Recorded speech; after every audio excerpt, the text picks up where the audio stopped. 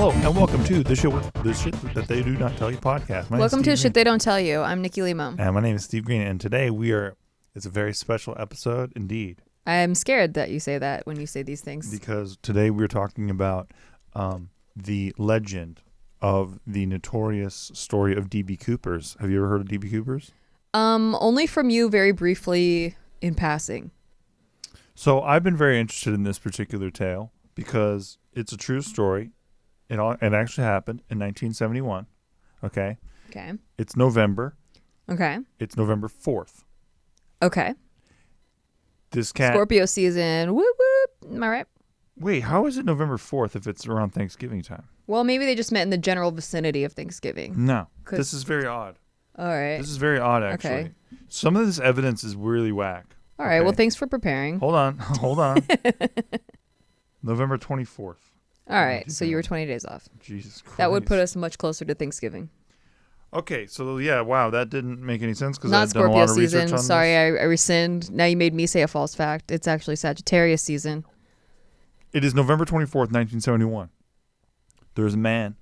He's about 6 foot tall. He's wearing a nice dark suit. Are you trying to turn our listeners on right now? I'm trying to take him there. Trying to bring him there. By the way, it's the day before Thanksgiving, which is everyone's very, very favorite time of year. Very favorite. Mm-hmm. So he walks into the Portland International Airport. It sounds like you're about to tell a joke. A 6 foot tall man walks into a bar, walks into an airport. There's nothing funny about an airline being hijacked, Nikki. Oh, dang. Like in GTA 5.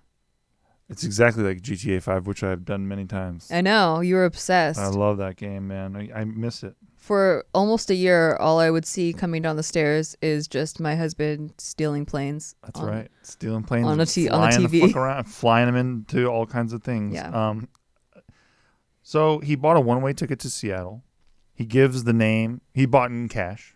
Okay. He gives the name Dan Cooper. Okay. To the person. Because back then you could just walk up, buy a ticket. You didn't have to give ID. You didn't have to do anything. Right. What year did you say this was? This is 1971. This is like back when the stewardesses were all like sexy models. They're hot as fuck. Yeah. Yeah. And like being a pilot, I always remember that scene in Catch Me If You Can, where Leonardo DiCaprio is surrounded by all these like hot stewardesses. The hot Pan Am ladies. He ladies. looks like really hot as a pilot. Yep. So it was very hot stewardess. Okay, I'm trying to like paint the scene in my mind. No, I'm so with yeah, you, yeah. okay, Yeah. hot stewardess time. The stewardesses are all tense. Okay, tight. Okay, now you're there. Okay, so he boards Northwest Airlines Flight 305. And he kind of chills for a little bit. He gets a drink. He has some bourbon, right? Mm-hmm. Smokes a cigarette, because you could do that back then too. On the plane? Yeah. Back before the Nazis took over the airline industry. Okay. That's right. Calm down. People could be able to smoke back, apparently. So, yeah, he has a drink, right? And then he sits like in like the middle of the plane. And he hands a note to the stewardess. A really hot one. The perfect tan one. Okay. Well, they're all perfect. They're all tens. perfect That's a tens. trick. Yeah. Okay. She opens it. He's like, ma'am, you want to read that because I have a bomb. Wow. Yeah. And then he has her sit next to him. And she inspects his luggage, which he has her look at. And inside she describes what she thought was dynamite. Shit. Yeah. So then he starts making demands. He wants $200,000 in cash. Wait. So he's going to rob an airplane? That's right. Wait, is he making demands to the government or is he making demands to like the airplane? Well, he's using the airplane as, I mean, like he's holding those people hostage. Yes. Yeah, okay, got it. Because, well, when you say making demands, I'm like, is she like going to the pilot and asking the pilot for $200,000? Yeah, they have a vault of cash. Right, that's what I'm like. This is an odd place to. Right. It's an odd place to try to get a bunch of cash. He's communicating to the stewardess, who's communicating with the pilot, who's communicating with the FBI. Okay. See, whenever this kind of hostage situation happens, I always get confused because it doesn't seem like you're gonna get away with it. Because if the FBI has to give you the money. Like hand you the money, and I don't really think they had a lot of. Did they do wiring back then? I don't know. Maybe they did. No. Yeah, so I don't like how. I don't know. They might have. We're not old. I don't think they did though. So yeah, it just seems like high probability you're gonna get caught because like where are you gonna go? How far are you gonna get with that money? So this is not the Old West anymore, right? Basically, everybody who tries this shit gets caught, like you said. Yeah. This is the one guy who never got caught. That's bananas to me. Isn't that bananas? I need to know how he got away with this. Exactly. Well, that's what everyone's obsessed with. That's why this is like a folk tale now. Oh, I love it. Like, if we knew who D.B. Cooper was, he would never have to buy a beer the rest of his life because everyone's just so fascinated with how he got away with it, how he fucked the system, and all He's that like shit. Yoshi Takamoto or Yotoshi. He's like Yoshi Nakamoto. Satoshi. Exactly. Yeah. He's like Satoshi Nakamoto. Yeah. Yeah. Oh, I was close. Creator of Bitcoin. Which, by the way, have you guys checked Bitcoin price? You're welcome. Okay. By the time this comes out, it could have plummeted. You don't know. It probably went over 20,000. The date of this recording is November 18th, and currently Bitcoin soared above 18,000. Mm-hmm. Cray. Minor correction to 17,000. Crypto about to explode, folks. I've been calling it for months. Okay, so back to DB Cooper. So he then he asked for $200,000 in cash. Mm-hmm. Okay, he wants a fuel truck in Seattle, which is where the airline is headed. Remember, he bought a one-way ticket to Seattle. Right. He wants it to be refueled when they land. He also wants 4 parachutes brought to the plane. And by the way, this was a stormy night. I see his plan. There was rain. What's his plan? Well, so I was thinking, how does he steal? I thought he stole the plane with all the passengers on it. I'm like, how are you going to get away with $200,000? You need to return the people, but this makes more sense that he unloads the people, has a fully fueled plane and parachutes. Exactly. Okay. Wow. Interesting. So stormy night, heavy rain, cloud cover, right? Yeah. They basically are chilling up in the air for a couple hours, and then finally they get to land in Seattle. Yeah. They don't land like in the middle of the airport at all because there's a bomb on the plane, they think. So they have him land like further furthest tarmac, right? Okay. Fucking Seattle with all your rain and... You know what I mean? Always. Making things difficult, making these hostage situations difficult. Exactly. So then they basically have him sit there to refuel the plane, and they sit there for a while. Okay. And DB Cooper's getting kind of pissed. Yeah. He's like, and the pilot's trying to, when you're flying an aircraft, when you fly one of these big prop jobs. Yeah. All right. You want to file a flight plan. Yeah. Okay. So the pilot's starting to figure out how to do that, and DB Cooper's like, just fucking take off. We're headed to Reno. Oh. So then they allowed a bunch of the passengers to leave. He kept the crew and the pilot. The gas didn't get refilled yet. No, it did. Oh, it did? Yeah. And he got his parachutes? He got his parachutes. Then what? Oh, so he's just waiting for the money. He got the money. No, he got the money? He got the money. So what was he waiting for then? For the refueling. That's what I said. So Yeah. he didn't get the refueling. No, he did. While it was refueling, he was like, this is taking too long. What the fuck's going on? I already got the money. I already got the parachutes. I already let the hostages go, and I kept 4. So they just took off. He took off like as if you're at a gas station and it's still connected to the car. And No. The pilot's trying to like have a flight plan with a certain way to get there, and he's just stalling. Exactly. That's how DB Cooper felt. If I was DB Cooper, I'd be like, fuck this too. That's how DB Cooper Okay. felt. I think. Yeah, because like, talked to him. How did he know that they were done refueling though? I don't fucking know. Did it make a little click like when you were at the gas station? Yeah, it makes a click. It makes a like, yeah. Okay. So then they take off. Okay. And he basically says, we're going to Mexico City. Okay. Smart choice. That's where he tells the pilot and FBI where he's going to go. Probably no rainstorms there. Right. They basically say like, yo, we can't go to Mexico City because we don't have the permits, the payload to do that. Like, this isn't that plane. Sorry. So he's like, okay, fine, we'll go to Reno. Okay. Yeah. He's he wants $200,000 in cash. It's not like he's asking for like a couple million. This guy's kind of a white trash person. Right. Okay. You think you're just a gambler? That's what I want to think. Yeah. And I want to think that he made it to Reno and just gambled his life away there. Yeah. So they take off. They're in the sky. Okay. And at one point, he basically tells the flight crew that he would like to be left alone in the cabin. Okay. So they go to the front of the cockpit. They close the door, and they land in Reno. He already took off. And he had them lower the stairs in flight because on a Boeing 727, you can actually lower it from the inside back then. The stairs were underneath the aircraft. And so he had them lower it midair, and he didn't say when he was going to jump or if he was going to jump even, but obviously he had the parachutes, so you could figure it out. And then he jumped at some point between Seattle and Reno. Now, there was apparently the captain said that there was kind of like a movement at one point in the flight. Mm-hmm. So that's when the FBI suspected that he jumped, like from him jumping off of it. Did they remember where it was? Did they remember? Well, I mean, like, that's really that funny. would be helpful information. He's like, but I can't remember where it was. Yeah. Okay, so that'd be really funny. Oh, yeah, because I wouldn't bring it up if I didn't remember where it was. I just don't bring it up. I'm so glad you're not in charge of that. So, okay, so they suspect that he was 40 kilometers north of Portland. Okay, basically in the woods. There's also lakes and rivers and all kinds of shit. Yeah, like that's not a smart part to jump at. No, and guess what? Jump in the desert, man. It was fucking cold outside. We're talking. It was 6 degrees below at the altitude he was at. So, like, if you make it past all the trees and water blockages. Yeah, dude, you're carrying cash. Now it was like 25 pounds of cash, but still. What do they call it in golf? A water trap. No. Yeah, they do. They call it something else. I just saw it in Ron White's video. It's actually called a water trap. Water feature. I don't know. It wasn't called that. All right. The sand trap, but not a water trap.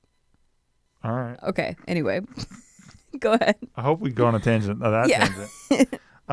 So basically, he gets away with it. Okay. All right. Maybe we don't know. They're in Okay. The FBI searches the plane. He's gone. Okay. All the people on board were like, yeah, I don't know. We don't know when he left because we didn't check until we landed, right? And 10 years goes by. So now it's 1980s. 1980s, right? And a young boy, he's like in this place called Tina Bar, which is in southern Washington state. Mm-hmm. And he's digging in the sand and he finds wads of cash. And it's like degraded and all fucked up looking, right? Oh, that sucks. And he finds like $5,880. Okay, in cash. And the rubber bands are still wrapped around it. Oh.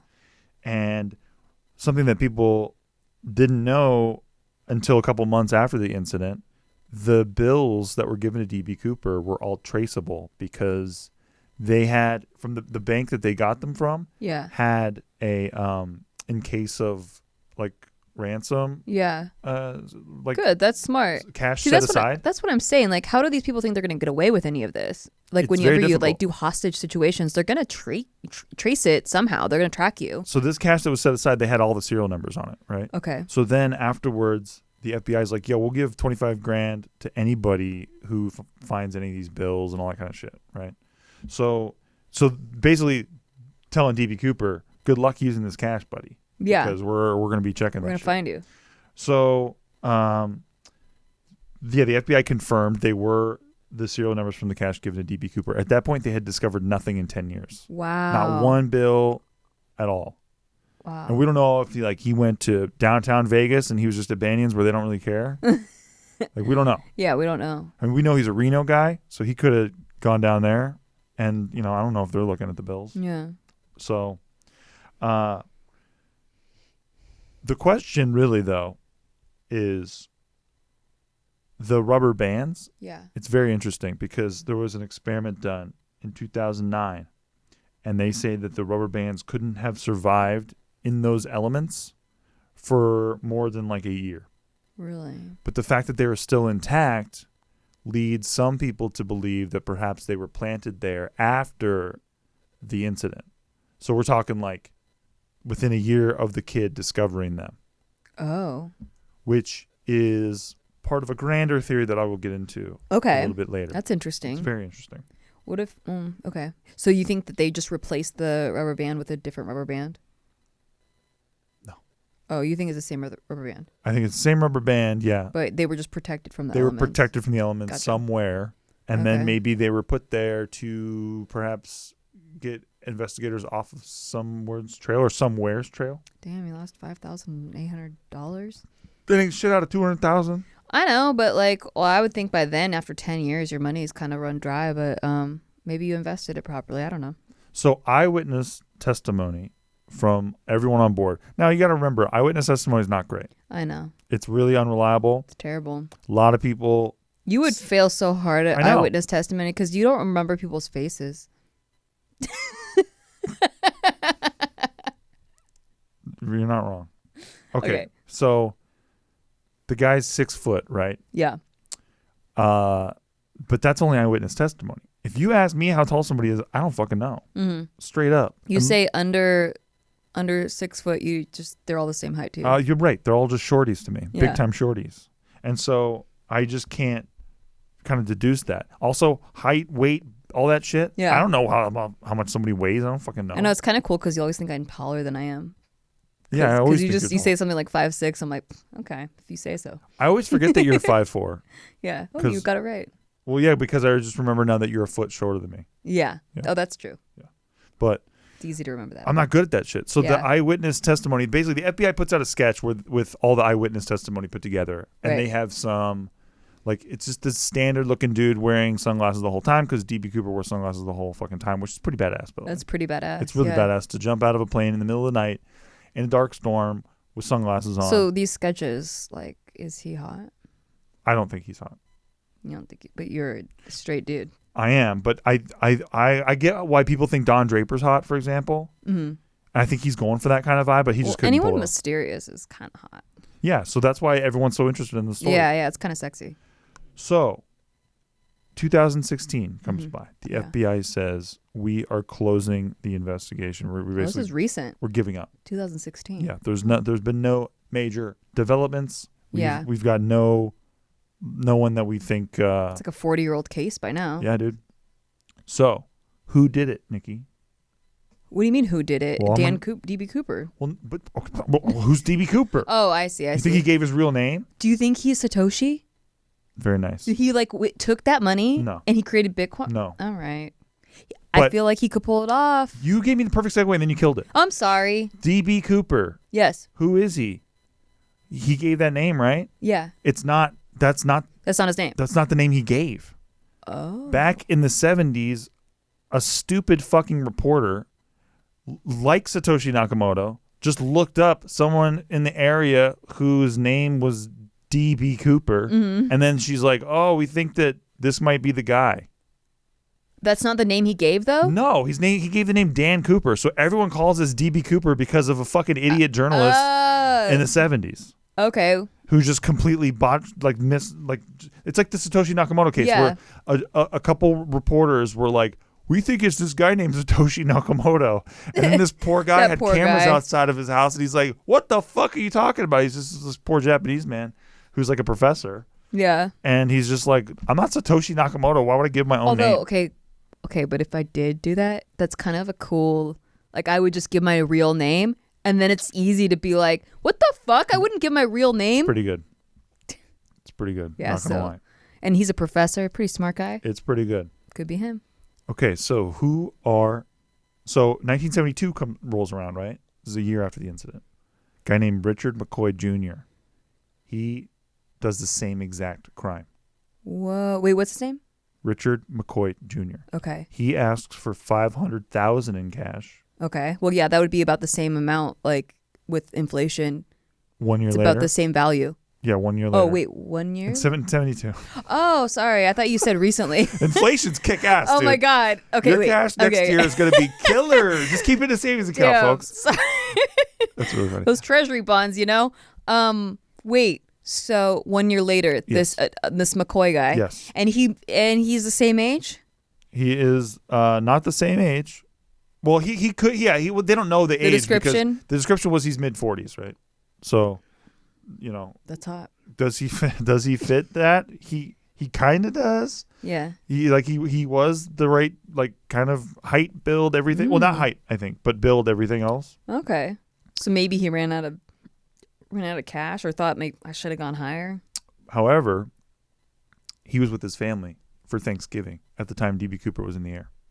So they ruled him out ultimately. Oh, wow. But this guy got caught. This guy got caught. And then after this guy got caught, and because of the D.B. Cooper incident, that's why now we have to get all of our luggage inspected on shit. One bad apple. They also installed in all planes this thing called the DB Cooper, or the Cooper latch or some shit, where you cannot put stairs down when the plane, like from the inside of the plane. Right. You no longer can do that. Damn. Apparently. Yeah. So thanks to these fucking assholes. Now that we're all out safe. We have to deal with this shit. We all like can't have bombs on planes. Especially when you're in Ugh. Orlando and you're waiting in that line and you're just like, fuck you, DB Cooper. His name's not DB Cooper. Dan Cooper. Good point. Thank you. Okay, so. I don't know. I'm kind of thankful for the regulations because, Moving on. Some bad people. Okay. Okay, so there's this guy named Kenneth Christiansen. All right. Okay. Is he hot? He's not very hot. Okay. That's what you're saying about all of them. In 2000, what am I on Big Mood right now? No. Okay. Thanks for promoting our competitor, No, though. I don't want to promote it. I unpromote it. Everybody check out Big Mood to see if we're on Big Mood right now. In 2010, there's a private detective who published a book which basically says that this guy named Kenneth Christiansen was DB Cooper, who we all call DB Cooper, right?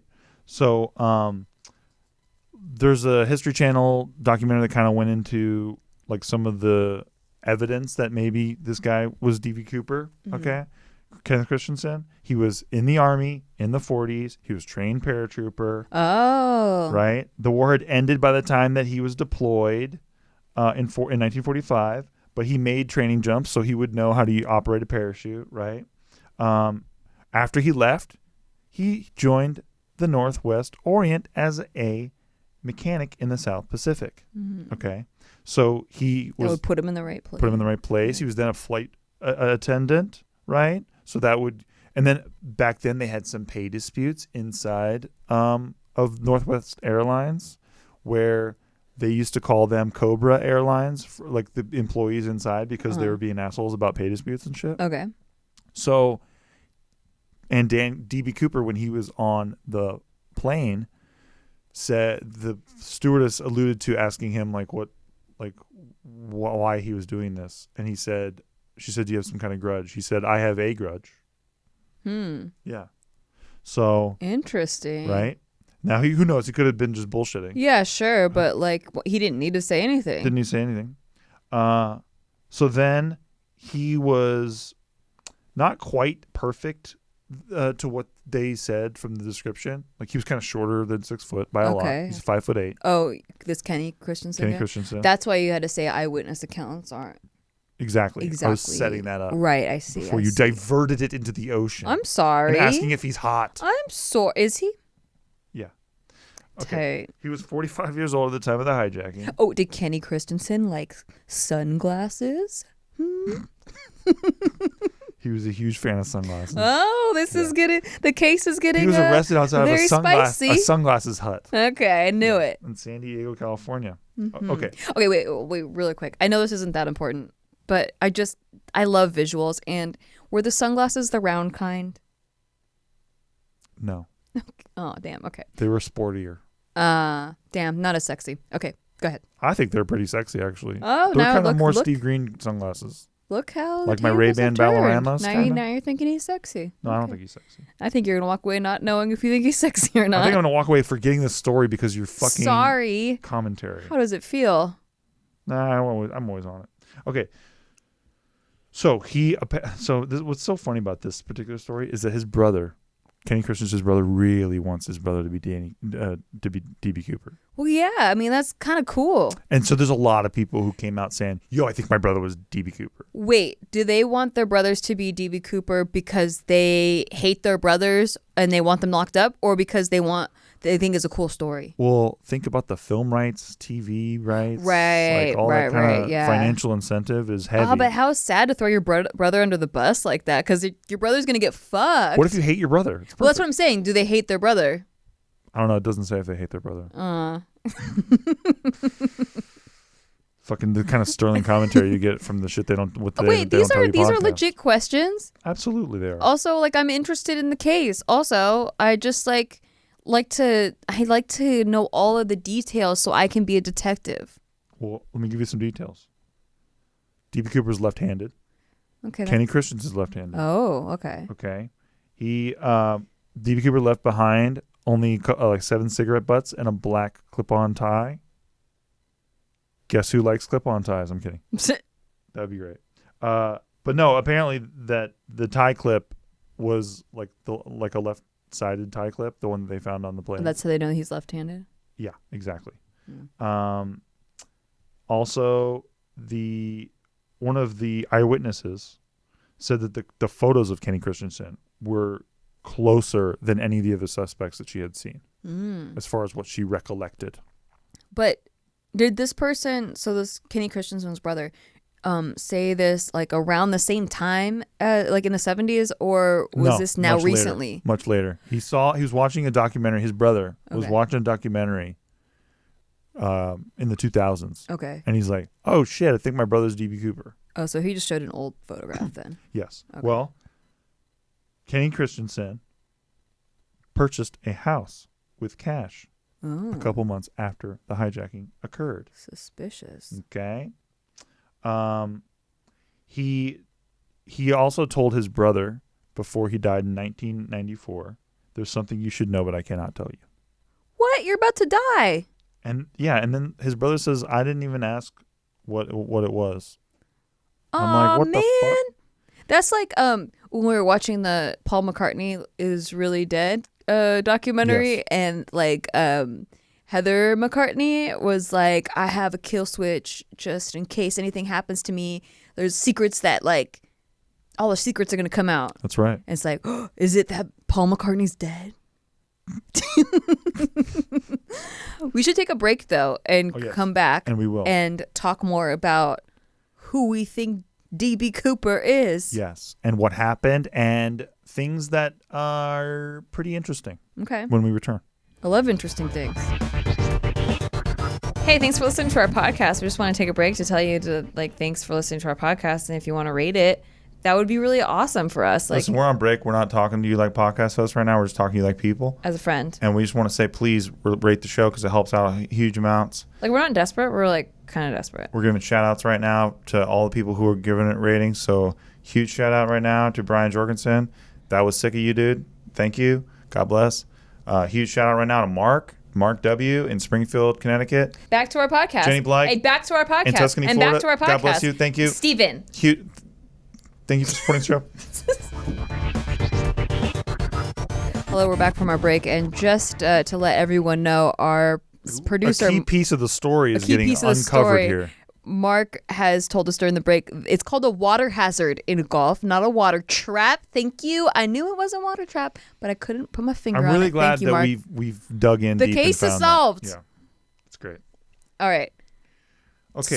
So back to our good friend Dan. After Cooper. Kenny Christiansen dies, yes, family discovers he has gold coins. He had. Well, that's not what. But it's kind of. But it's kind of sexy. It is sexy, and it's also. Well, what if he put his money into gold? Because he could have. He also had a stamp collection. Okay. He also had $200,000 in a bank account. I'm not kidding. What? No, Yep. really? He had about 180,000. What? But there are serial numbers on there. Well, we don't know how. We don't know. But apparently, it was connected to a land purchase or land sale. Land sale. Land sale. So not exactly the most D.B. Cooperish thing because he has a reason for having that money. Well, what if he purchased? If he laundered that money, washed the money? Yeah, like he purchased in cash, and then the farmer or whoever sold him the land was like, I don't fucking care, and so they took the cash, and then he just sold the land. Well, apparently, he also had a mortgage on the house. Okay. And it took him 17 years to pay it off. Now, you could do that if you had a stack of cash somewhere and, it wouldn't be too stressful, I guess. Yeah. But still, it just seems like I think that his brother really, really, really wants him to be D.B. Cooper. Uh-huh. He also contacted, Nora Ephron, a bunch of people trying to be like, yo, you got to make this a movie. So he's too eager beaver. That's kind of my also the FBI that doesn't think it at all. Are there any other suspects? Well, yes, there are. So there's a gentleman by the name of, I already told you about Richard McCoy Jr. He was the copycat. Yeah. So this he's still in jail? I think he went to prison. Yes. Yeah, I would think so. Big time. So now this brings us to the next suspect. His name, Robert Rackstraw. Okay. He Rackstraw. flew helicopters in the Vietnam War. Okay. That means he's a pilot. Uh-huh. When D.B. Cooper was on the plane, he jumped at about 200 miles an hour. Now, planes don't go 200 miles an hour regularly, right? But he also had them adjust the flaps and do certain things that really only somebody Only who's pilots, a pilot would probably know. I have a question then. Yes, If I may. please. I mean, you probably won't know the answer, but I think I do, actually. because we won't know. Well, you think my commentary's whack, but if someone's a pilot and they know all these things, why do they need to even take the pilot and stewardesses with him? Why can't he just set it his own way, jump off? Who cares what happens to the plane? So glad you asked. Okay. He asked for 4 parachutes, right? Yeah. The FBI was going to sabotage his parachute, but because he asked for 4 parachutes, they determined that they couldn't be sure that he wasn't going to take hostages with him. Oh, that's so smart. It's very smart. Man, Yeah. This guy's way better at stealing planes than me. He is. Also, okay, well, I'll get to that later. Okay. Yeah. So, 4 parachutes. Got it. He basically cuts one of them up in order to strap the cash to his body with the strings Okay. for the jump. That's so smart. Yeah, about 25 pounds of cash, by the way, once again. Mm-hmm. So Robert Rackstraw, he had, when they were headed to Reno, I told you he had specific flight requirements, right? When he was confronted about D.B. Cooper by investigators, he said that he could have been D.B. Cooper. What? Yeah. That's a weird answer. That was his response. He wants to be sexy. Yeah, right? Who knows? He also stated he was one of the only people who could close the case. Wait, what? Yeah. So detectives were like, "Are you DB Cooper?" And he was like, "Could have been." Not detectives. Oh. This is like there was a couple of reporters got obsessed with this story, and one of them in particular badgered him. How'd they even find this guy? They connected him to being like in the because Vietnam the War. profile, Yeah. and also because I'll get into it. Did they just look at all war vets and then they tried to find someone that matched the profile in the pilot's side? Well, no, there's a couple things, right? So Okay. so he got kicked out of the Army for lying a couple months before the incident. He also has this airline this pilot experience, right? He stood trial for the death of his own stepfather. Oh my gosh. Yeah. What did he lie about? What did he lie about in the Army? Yeah. I don't know. Oh, okay. Good question. So that is a lot of Robert Rackstraw, like we think it was him stuff. You think he's just getting cocky, being like, "Could have been me"? His attorneys said that he was being a cheeky bastard. cheeky, because yeah. he was the guy. But then if you're his attorney, you're going to say that anyway. Right. But he was the guy who, in like wherever he was, his local watering hole, there had been enough talk about him being D.B. Cooper over the years because he was on the suspected maybe D.B. Cooper's list for a while, that from all the people who are obsessed with the story, Yeah. that That's he's so just cool. like, yeah, D.B. Cooper, whatever. Like, Yeah. like, you know what I mean? Not exactly incriminating. It's extremely, Yeah. you know. I'd do the same thing. I would too. Make it your identity. Why not? I could be Satoshi Yakamoto. You don't even know how to say his name. I doubt you are. Maybe I do, maybe I don't. Maybe I'm playing a really good game. Well, he always said in his emails, he always said Satoshi. So, at least you got that part. Thank you. That's the only part you got. Okay, so that's all the maybe Robert Rackstraw was D.B. Cooper. Okay. Okay. Here's all the buts. Okay. One of the flight attendants said that she did not find any similarities, like between the photos of Rackstraw from the 70s and then what she saw in real life. Did she see a picture of him wearing sunglasses? I doubt it. Oh. It's a good point. Sometimes eyes completely change a person, That's very true. you know? Rackstraw's attorney said that all this shit is a load of, quote, shit, Okay. and they know it is. Professional. And yes, and the FBI basically said that they didn't think it was him. Okay. And that's all they got. And Rackstraw was pretty pissed about all this because He says that he lost a job over the investigation, like over all the notoriety that was happening, because there was, in 2016, people were starting to bring his name up a lot and saying like, oh yeah, he's DB Cooper, but they really never proved conclusively that he's DB Cooper at all. Yeah, it's pretty whack. In fact, there's so many videos out there, everybody, of people saying that the case is closed and it was Robert Rackstraw. Oh. But it is not closed. Okay. Like, they do not know that this is Robert Rackstraw at all. Thank you for clearing our good friend Robert's name. Yeah. He died in 2019. Aw. Yeah, but And his name never got cleared. no, it never got cleared. But he says that he would tell everyone he was the hijacker because he was just being a shithead. Right. I would do the same thing. You have to. So there's a couple things about this, right? Here's something that I think is also, I mean, look, when we talk about something like this, Yeah. how badly do we want a guy to take off? A plane's going 200 miles an hour. By the way, when they do military jumps, they're going about 150 miles an hour. They're going between 100 and 150 miles an hour. Commercial skydivers, they do it at like 90 miles an hour. Yeah. Or less, right? This shit is Pretty extreme nuts. conditions. Pretty nuts. Okay? You're talking about the Pacific Northwest. It's 7 below zero outside. Why did he request it to go that fast? I don't know. Like, why did he choose to make conditions not great for him? Well, no. So the plane normally would have been going like 500 miles an hour. Oh. So he had him slow down at 200. Oh, okay. Yeah. Okay. Chill factor, by the way, outside that night, this stormy night where you basically can't see anything, Yeah. was 69 degrees below zero. Ugh. Okay. Also, the FBI gave him 4 parachutes, right? One of those parachutes, they realized later, it just goes to show there are morons everywhere. Okay. One of the parachutes they discovered later was a dummy chute. Oh. So it wouldn't have opened. So if he gave it to a hostage or if he wore it himself, it wouldn't have opened. So there's a 1 in 4 chance DB Cooper died because the plane didn't. That's what I because of the think. chute. That's what I think happened. So that's the other theory, is that he just didn't survive. I don't think he survived. I mean, you have to think about, he also selected a parachute that really, it was like the older parachute. They gave him a bunch of parachutes, like 4, right?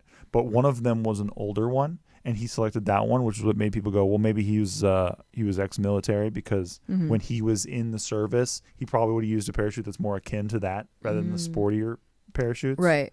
But that parachute in particular, you really couldn't maneuver it. Like, if you were dropping down, you're really at the mercy of the wind, and you can't, like, you know how they have those things you pull where you can kind of adjust and move? You couldn't do that with the parachute that DB Cooper picked. Huh. Yeah. So also, if you look at the area 40 miles north of Portland where he jumped off, this is remote as shit. We're talking about woods. Wait, 40 miles north? You mean south? No. He was headed towards Reno. Yeah, but he took off from Seattle. Right. Okay, gotcha. Yeah. So, the woods where he's dropped off, we're talking about giant lakes, rivers. Yeah. That whole area, I mean, he would have been, by the way, he jumped in a suit with slacks. That's hot, though. And like that's some shoes. James Bond shit. But, bro, not for 6 degrees below. Dude, with negative 60 wind that's what I chill. don't understand. Like, why? He's headed to Reno. I mean, why not jump in more favorable conditions? You have to think about. Maybe he thought that would take too long and the FBI would shoot him down or something? There was speaking of that, there was an escort. There was 2 fighter jets that were next to the plane the whole time, and those pilots never saw him jump. Yeah. He's still on the plane. He was still on the plane. That's the other theory. He's on the plane He's on the plane right now. An old man, still in the landing gear area. Yeah. Smoking cigarettes and drinking bourbon. $200,000 he couldn't spend. So something that I find interesting about this is, do you remember the Chandra Levy incident? I remember people talking about it, but I don't know what happened in that story. So this is an intern in Washington, D.C. Yeah. Everyone thinks that this guy named Gary Condit murdered her because they were having an affair, and he was a congressman there. And they couldn't find the body. And basically a year later, they found her body in the woods. That's how, like, you can get lost in the woods, or I'm not saying she got lost. She was murdered, but I'm saying that's how a body can be lost in the woods. Yeah. For a long time. For a long ass time. Now you're talking about maybe he gets caught in a tree. If you don't have hikers hiking by, then right, your body could sit out there for a while. And even look at what I described with the little beach where the kid found the cache. Like, right, that's in a remote area too. If you pull out that map, you're like, holy shit.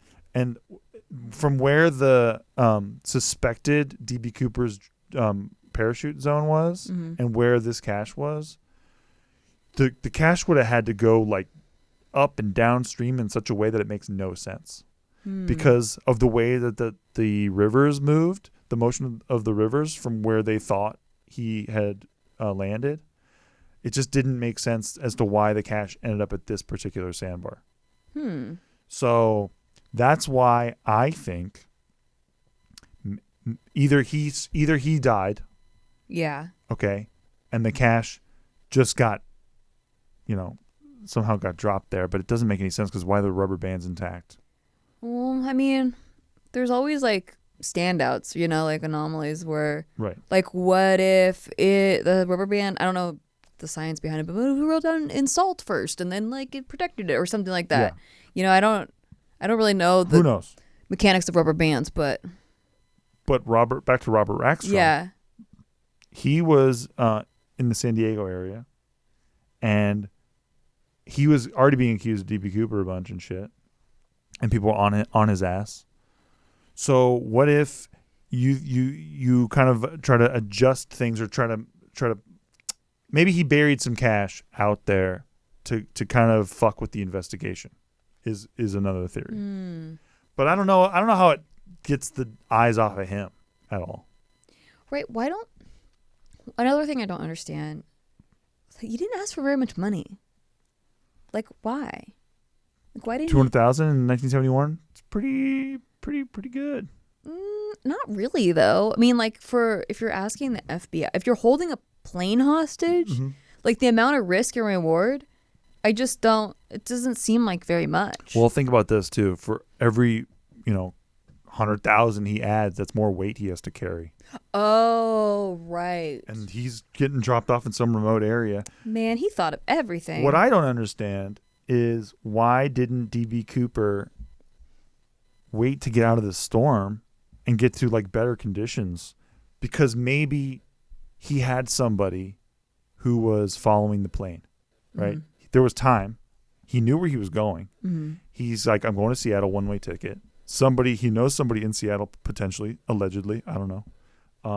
They drive to a particular area where he says he's going to try to jump towards, right? Yeah. He kicks everyone out of the cabin so that nobody can know when he was jumping, so that he has a wider search area for him. They deploy the National Guard. They search every fucking single area of this place. They don't find anything. No cash, no nothing at the time. No nylon, no parachutes, nothing. Nothing. So, and certainly no body. Huh. So that's another theory, is that he had an accomplice and they were able to pick him up somehow. Or, okay, he lands. Yes.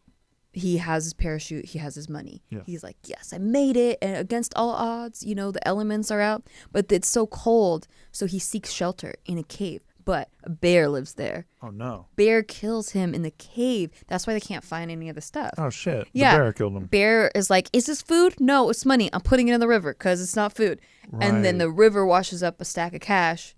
But it's been protected in a cave the whole time. Right. So that's why it looks, the rubber band's so new. I solved this case pretty easily. Man, the FBI really is not good. They're not doing their job. They're not really good. Wow. I mean, think about it. I just put clues together. No, that's pretty good. So I think there's another interesting theory here. Okay.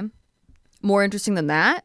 It might be, but it might not be. Okay. It'll be up to the audience to decide. Okay, you can decide. Leave us a note in the comments. Okay, so you have the airline crew. They're all pissed. They call Cobra Airlines. Right. They say that there's all kinds of union and pay disputes.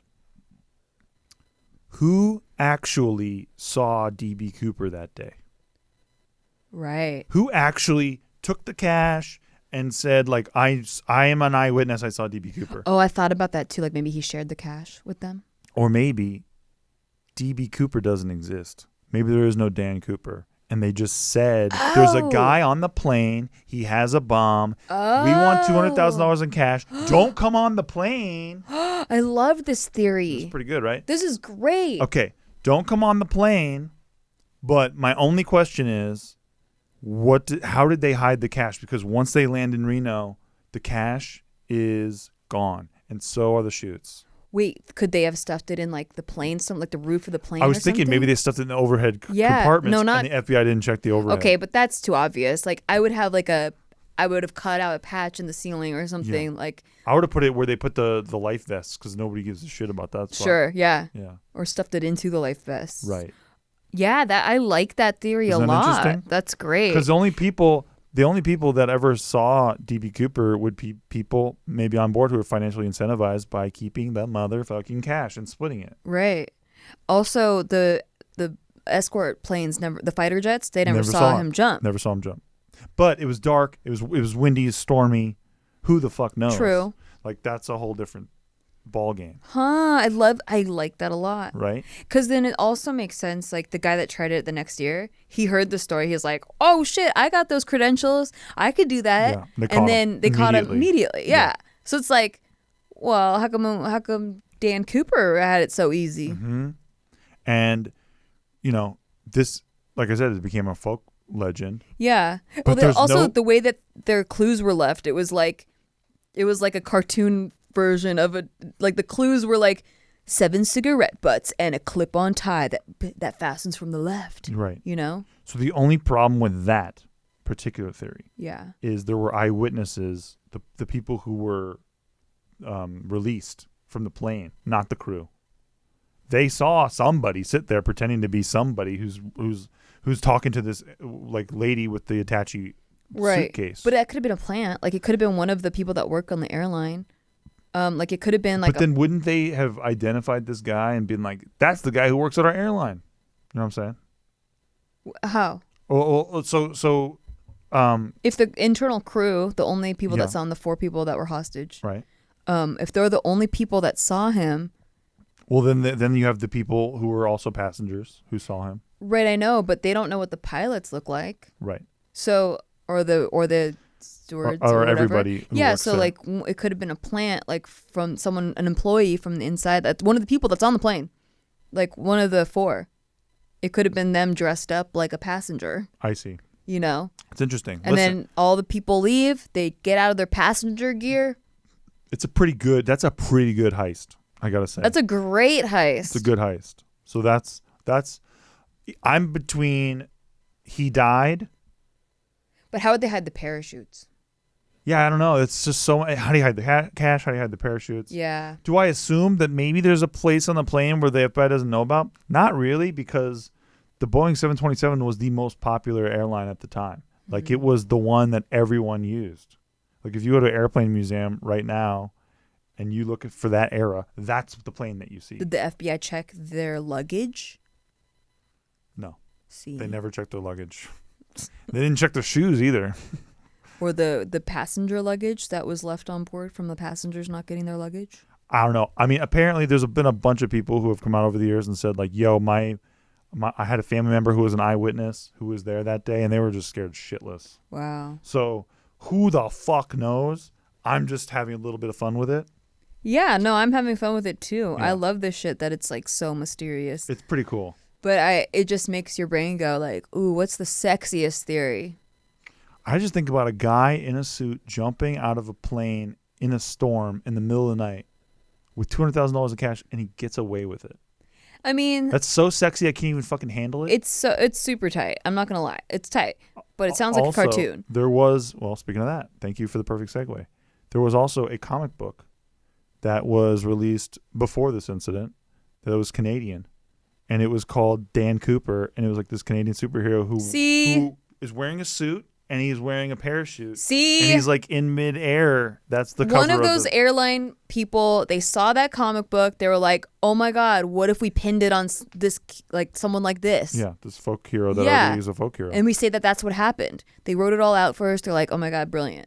pretty Then sick. they acted it out to all of the passengers that were on board. Once the passengers deboarded, they're like, haha, we got money. If you Google Dan Cooper comic, you'll see that picture, and it's pretty interesting that happened before this incident. They got, well, if you would have said it happened after or like in the same time, then maybe that would have been like, ooh. But the fact that it happened way before, that they made the comic way before, it makes it more seem like someone got inspired by that comic. Yeah.